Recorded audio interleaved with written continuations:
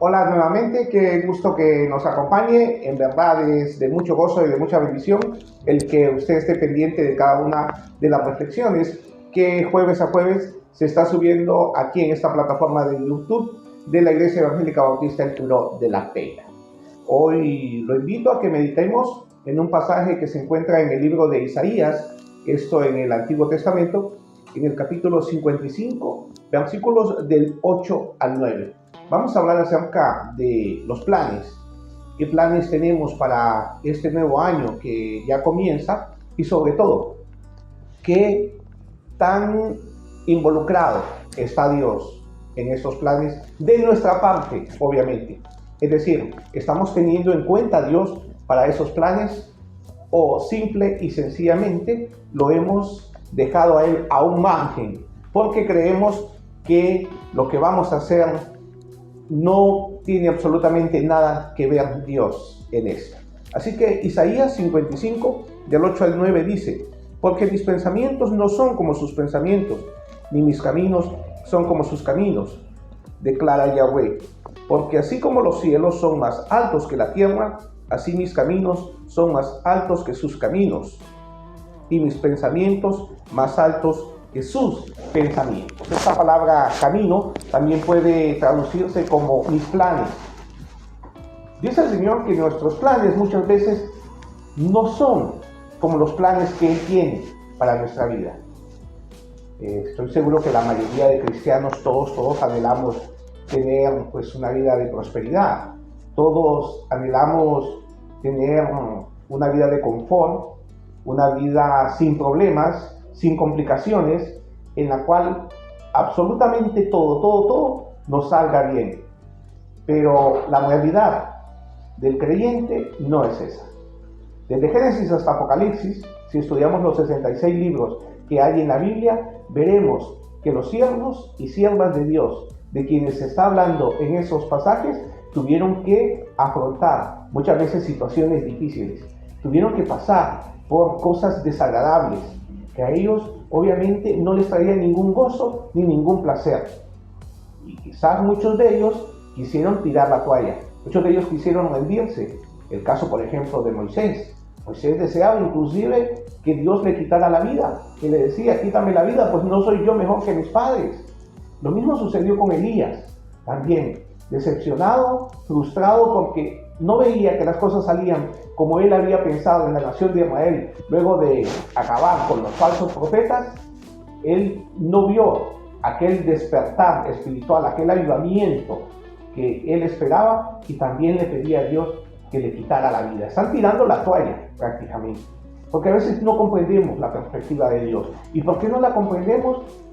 La misma palabra aquí en Isaías nos acaba de revelar. Los pensamientos de Él son tan amplios, tan extensos, que los compara como la distancia que hay entre el cielo y la tierra. Jamás nuestra mente finita va a poder comprender la mente infinita del Dios creador del universo. Fíjense, por ejemplo, en Pablo. Hace un par de meses veía la transformación que tuvo Saulo de Tarso y cómo Dios lo llega a convertir en Pablo, el apóstol de la gracia. Los planes que tenía Saulo de Tarso era de acabar con esa loca idea que él creía que se estaba difundiendo por todo Israel, que se estaba difundiendo por Jerusalén y por otras comarcas del Imperio Romano, donde él consideraba que se estaba predicando a un falso Mesías, a un carpintero cualquiera que había muerto en una cruz y que se había hecho pasar por el Hijo de Dios, por el enviado, por el esperado, por el deseado de las naciones. Y con esos planes, él consiguió la aprobación de las autoridades judías para encarcelar a todo aquel que anduviese predicando sobre este Jesús.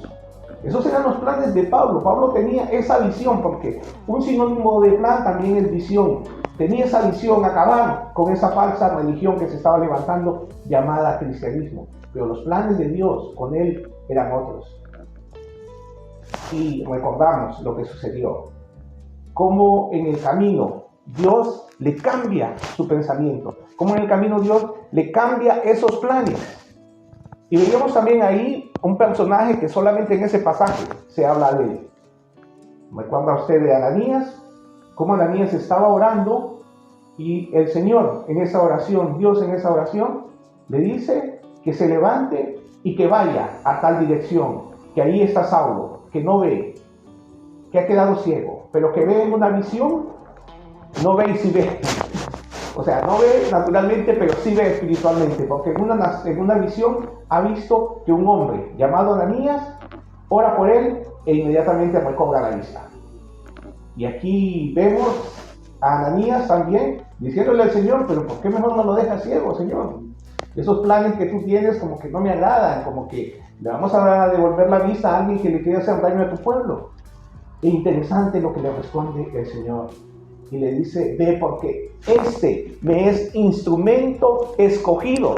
Y lo que me encanta, porque yo le he mostrado lo que ha de padecer por mí y por mi nombre. Pablo no fue ajeno del plan de Dios. Dios le reveló a Pablo el plan que tenía para él. Y en ese plan le dice, vas a padecer y vas a padecer mucho. Y cuando estudiamos el libro de los Hechos, nos damos cuenta de todo lo que Pablo padeció. De cómo muchas veces fue apedreado, de cómo muchas veces fue linchado por los pobladores de algunas de las ciudades en las que iba, lo apedreaban y a la entrada de esa ciudad lo dejaban ya prácticamente, lo creían ya muerto. Por eso dejaban de tirarle más piedras, porque pensaban, ya se murió. Pero luego se levantaba y con el ánimo de predicar en esa ciudad. Sus discípulos le decían, vámonos de aquí, te van a matar. Pablo decía no, porque él conocía los planes que Dios tenía. Y no solamente a eso se enfrentó Pablo. También había personas que lo llamaban un falso apóstol. Y lo vemos defendiendo su ministerio, diciendo, ¿acaso no soy yo también apóstol? Y muchas cartas que usted ve, comienza Pablo apóstol de Jesucristo. ¿Por qué? Porque está defendiendo las acusaciones a las cuales se vio objeto. ¿Y sabe qué? Muchas veces duele más cuando son nuestros hermanos de la iglesia los que nos atacan que cuando es el mundo incrédulo. Esas pedradas que le dejaban ir a Pablo no dolían tanto como esas acusaciones que le hacían de que él no era un apóstol, simple y sencillamente porque no había estado con los 12 ahí en el ministerio terrenal de nuestro Señor Jesucristo. Todo esto padeció Pablo. Sin embargo, él no abandonó la misión. Él no dijo no a la visión. Y así lo vemos también cuando es confrontado por Festo y por otras autoridades romanas. Y él dice, él les cuenta su testimonio, cómo de Saulo pasa a ser Pablo, cómo de ser un perseguidor de la iglesia pasa a ser a un predicador de la gracia. Y él dice ahí, y no fui rebelde a la visión. Porque se puede ser rebelde a los planes de Dios. Podemos no querer ir al ritmo que Dios tiene para nuestra vida. Obviamente no nos va a ir mal si no veamos el caso de Jonás. Así que no sé cuáles son los planes que usted tenga para este 2026. Quizás usted ya ha planificado en este año casarse, gloria a Dios por eso, una buena meta.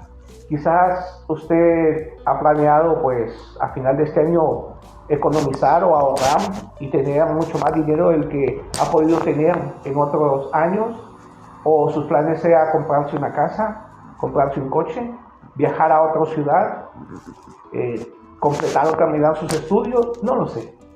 Pero espero que en estos planes usted esté incluyendo a Dios. Y sabe que los planes de Dios son mejor que cualquiera de nuestros planes. Los planes que tengamos para nuestra vida y para la vida de los demás.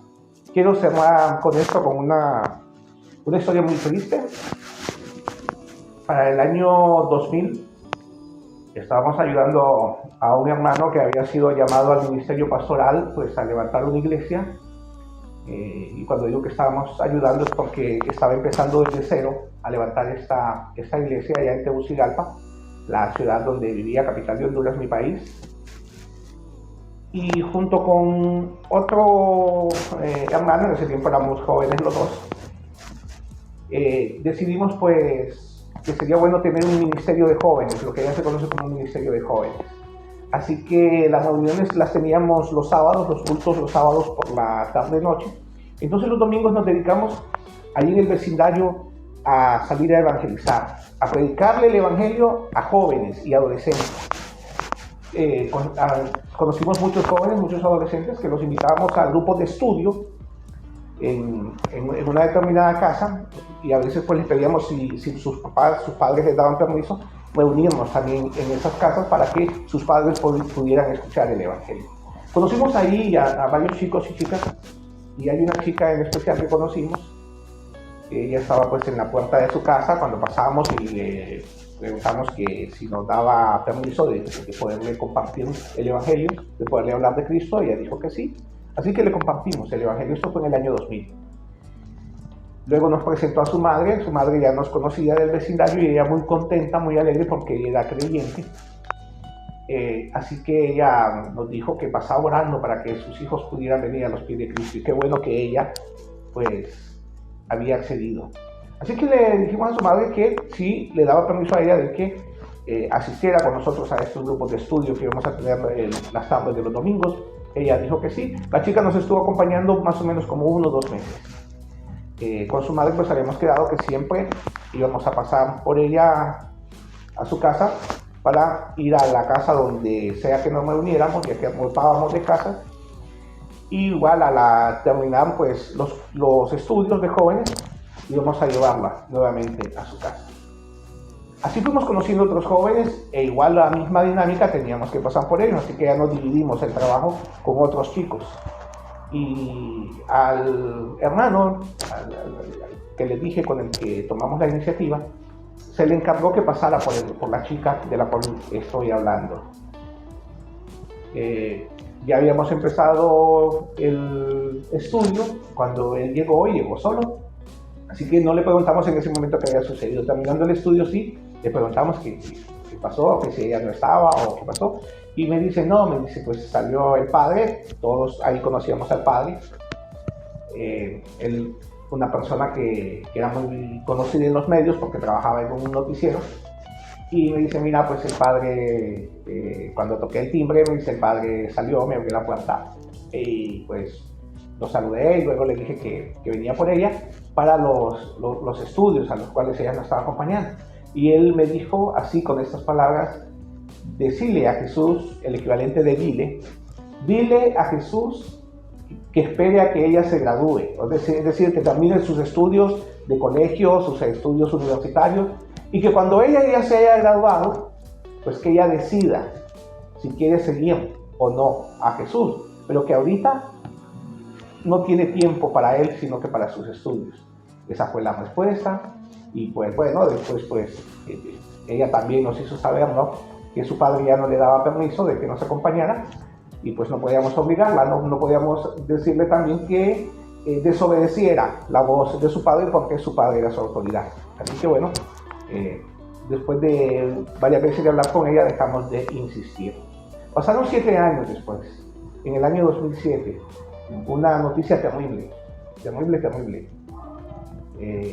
Desperté mientras estaba desayunando para irme a trabajar. Los noticieros comentaban que el gremio periodístico se encontraba de luto, y pues como pertenezco a él pensé, qué colega de mi muerto, pero no era uno de los colegas, sino que una de sus hijas. Sí, la chica que estoy hablando. Es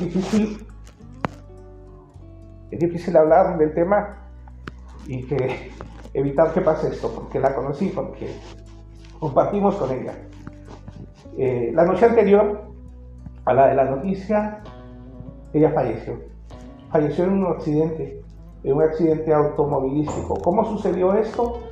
Resulta que ella completó sus estudios, ella fue a hacer la práctica universitaria a una empresa, y ahí conoció a 2 chicos más, 2 chicos de otras universidades. No se conocían entre sí porque estudiaban en universidades distintas, y ahí se conocieron. Estuvieron todos esos meses que se requiere para que hicieran su práctica profesional, y luego cuando se graduaron el mismo día, eran las mismas graduaciones. A uno de ellos el padre le regaló un coche, y pues ellos alegres decidieron salir a a festejar, a celebrarnos su graduación ya por la noche, y no se sabe si fue por inexperiencia del chico en cuanto a conducir o qué fue lo que pasó. El caso es que tuvieron un fatal accidente y 2 de ellos fallecieron. El chico al que le habían comprado el coche, que era el que iba conduciendo, y la chica a la que me refiero, el otro pues sobrevivió. Perdió sí uno de sus ojos, pero sobrevivió. Y en ese momento, sabe que solo me vinieron las palabras de lo que mi amigo había dicho, que el padre de la chica le había contestado: dile a Jesús que espera que ella se gradúe y que cuando se gradúe ella va a decidir si le dedica tiempo o no. No estoy diciendo con esto que si él la hubiese dejado no habría pasado, porque Dios tiene establecido el día en cual nos va a llamar a su presencia.